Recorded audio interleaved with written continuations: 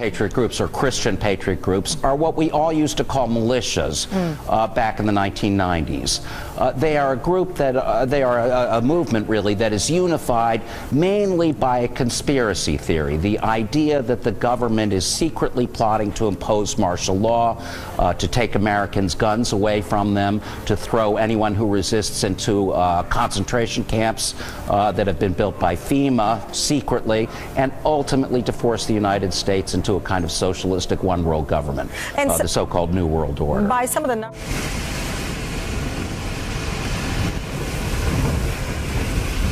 Coming across the military vehicles here in West Eugene, just off of River Road.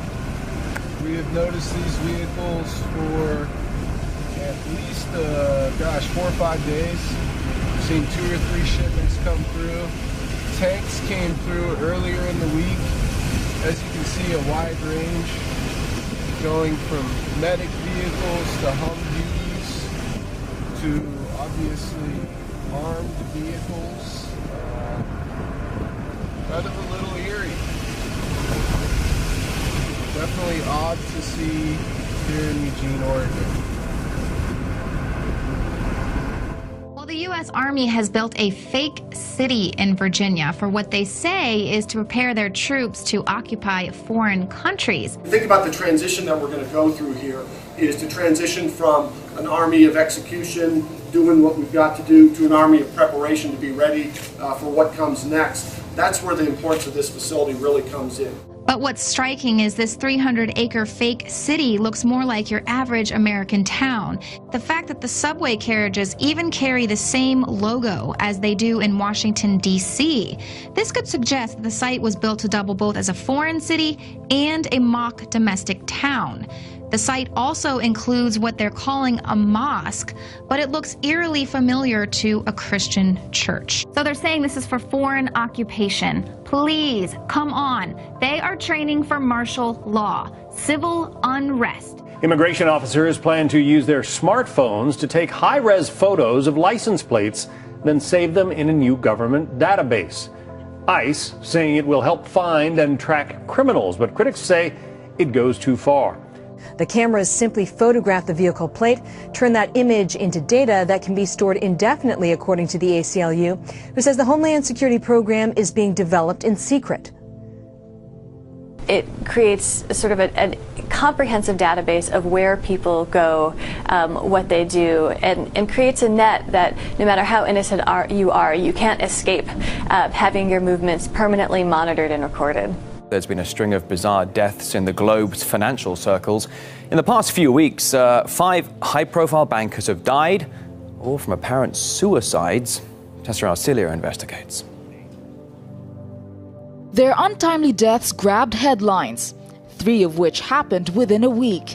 Be it the big investment banks they worked for, the senior positions they held, the public nature of their deaths, or all 3, once again it raised questions about an industry largely blamed for bringing the global economy to its knees in the 2008 financial crisis. Well, if you pledge allegiance to the flag, make sure not to wear it on your shirt at one California high school. A decision from the Ninth Circuit upholds a high school's decision to ban students from wearing American flag T-shirts on Cinco de Mayo. School officials told students not to wear the shirts due to racial tensions. Well, maybe call it a sign of the times. A lot of people are not prepared for this. There are some possible eyes in the sky that have neighbors in Laverne concerned and reaching out to police. A piece of remote-controlled aerial equipment, also called a drone. It's been spotted circling one city neighborhood. News Channel 5's Emily Luxon is in our newsroom. Emily, do we know what it was doing and why it was there? Well, that's exactly what police are working to find out. And they say, actually, this is uncharted territory because they've never even received a complaint like this. Meanwhile, some residents are asking for a change in city policy that they say will help protect their privacy. It was the last thing I expected at the bus stop yesterday. In a normally quiet Laverne neighborhood, the sighting of an unknown flying object is creating some buzz. And it's going around and stopping and going to another house and stopping. And I'm like, What is that thing? Carolyn Hickerson spotted what she describes as a drone in her Woodland Hills neighborhood Thursday.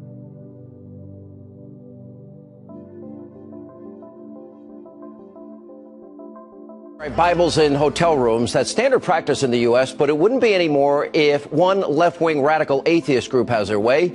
The Freedom From Religion Foundation received a complaint about what they call, quote, religious propaganda on state property at Iowa State University's Memorial Union Hotel. They then lobbied the director of the union until he agreed to remove all the Bibles from his rooms effective March the 1st. Safety is the reason behind a new policy at Tennessee State University. News Channel 5's Andrea Klein-Thomas sat down with administrators. She joins us live from the university with more on how it works. Andrea. Well, Vicki, many companies, just like our own, require every employee to have a photo ID. Well, that's no different here at TSU, but administrators say that the photo ID may keep students and staff safe. So I believe our campus safety, it can always be better, but I believe that it's gotten a lot better since my freshman year. It's already difficult for students to get around campus without identification. A new policy has students and staff lining the halls at the campus police department. Each one is required to get new identification. That's starting on March 1st.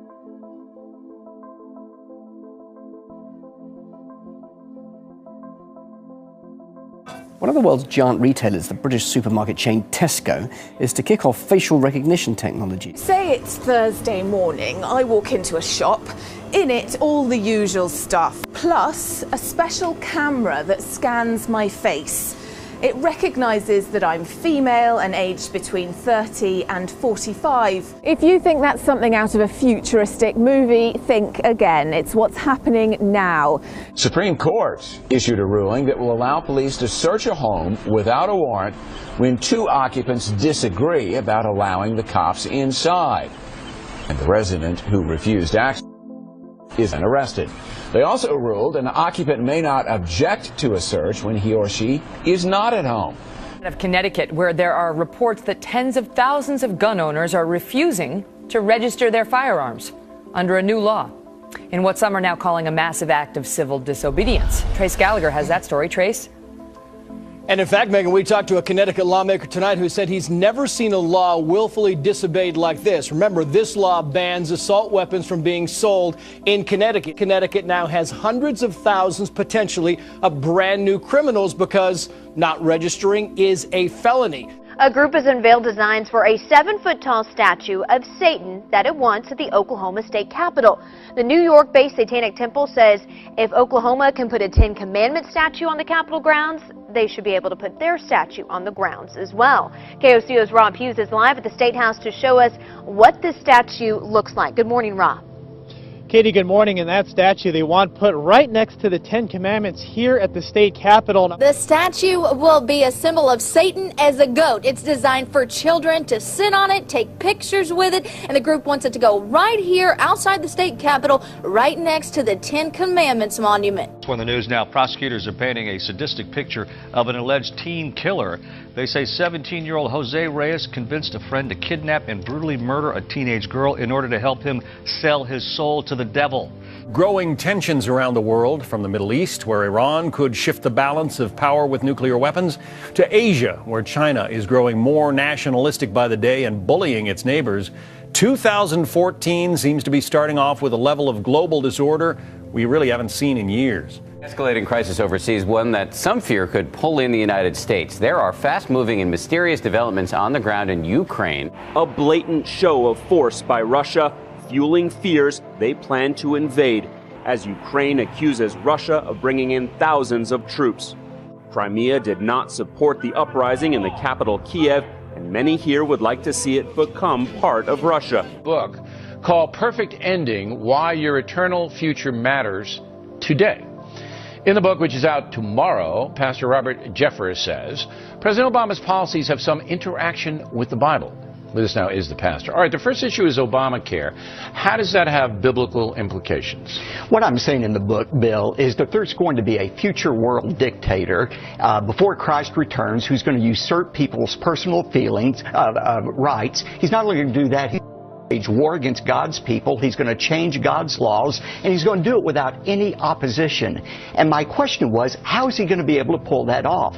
And my thesis is people will have been conditioned long before the Antichrist comes to accept governmental overreach. And that's what you're seeing with President Obama. Okay. Now, for those who don't know the Bible, this is based on what? Walk us through how you reached that conclusion that there's going to be a powerful leader, not necessarily in the United States, right? That's right. It could be anyone. Right. Who's then going to kind of galvanize the world in warfare against religious people. There is going to be a world dictator. Daniel chapter 7 in the Old Testament talks about it. Revelation chapter 13 in the Bible talks about it as well. And as you pointed out, Bill, he's not only going to usurp people's personal freedoms, he's going to wage war against God's own people. He's going to seek to change God's moral law.